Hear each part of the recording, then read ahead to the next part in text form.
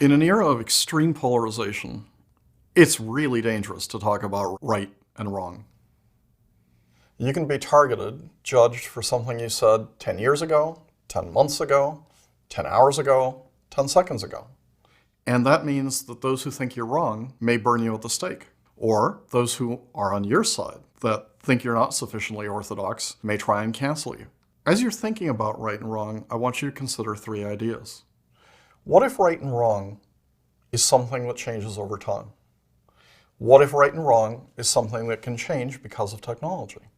What if technology is moving exponentially? So as you're thinking about this concept, remember, human sacrifice used to be normal and natural. It was a way of appeasing the gods. Otherwise, the rain wouldn't come. The sun wouldn't shine. Public executions. They were common, normal, legal. You used to take your kids to watch beheadings in the streets of Paris. One of the greatest wrongs, slavery, indentured servitude. That was something that was practiced for millennia. It was practiced across the Incas, the Mayas, the Chinese, the Indians, in North and South America. And as you're thinking about this, one question is, why did something so wrong last for so long? And a second question is, why did it go away? And why did it go away in a few short decades in legal terms? Certainly there was a work by extraordinary abolitionists who risked their lives.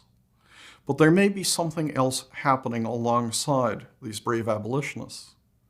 Consider energy and the Industrial Revolution. A single barrel of oil contains the energy equivalent of the work of 5 to 10 people.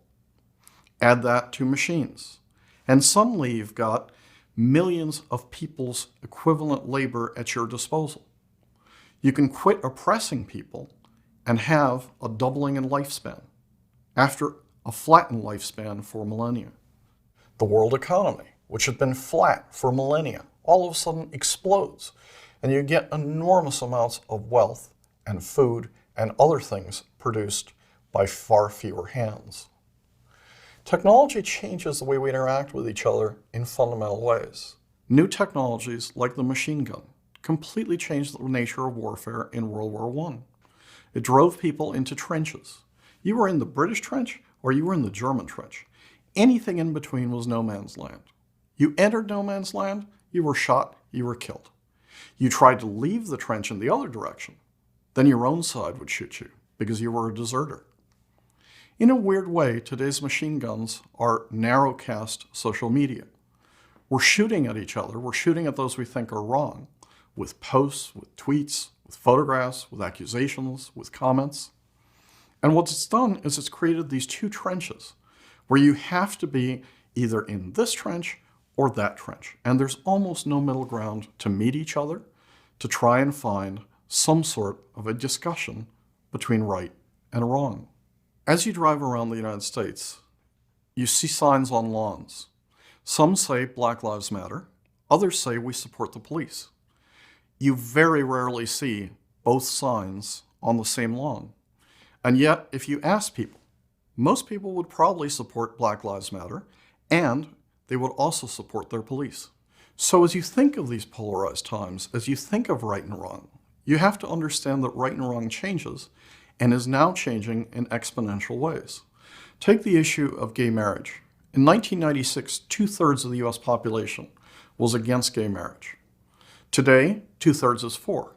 It's almost a 180-degree shift in the opinion. In part, this is because of protests, because people came out of the closet, because of AIDS, but a great deal of it has to do with social media. A great deal of it has to do with people out in our homes, in our living rooms, through television, through film, through posts, through people being comfortable enough, our friends, our neighbors, our family, to say, I'm gay. And this has shifted opinion even in some of the most conservative of places. Take the Pope. As cardinal in 2010, he was completely against gay marriage. He becomes Pope, and 3 years after the last sentence, he comes out with, who am I to judge? And then, today, he's in favor of civil unions. As you're thinking about technology changing ethics, you also have to consider that technology is now moving exponentially. As right and wrong changes, if you take the position, I know right, and if you completely disagree with me, if you partially disagree with me, if you even quibble with me, then you're wrong. Then there's no discussion, no tolerance, no evolution, and certainly no learning. Most of us are not vegetarians yet. Then again, we haven't had a whole lot of faster, better, cheaper alternatives to meat. But now that we're getting synthetic meats, as the price drops from $380,000 in 2013 to $9 today, a great big chunk of people are going to start becoming vegetarian or quasi-vegetarian. And then, in retrospect, these pictures of walking into the fanciest, most expensive restaurants in town and walking past racks of bloody steaks is going to look very different in 10 years, in 20 years, and 30 years.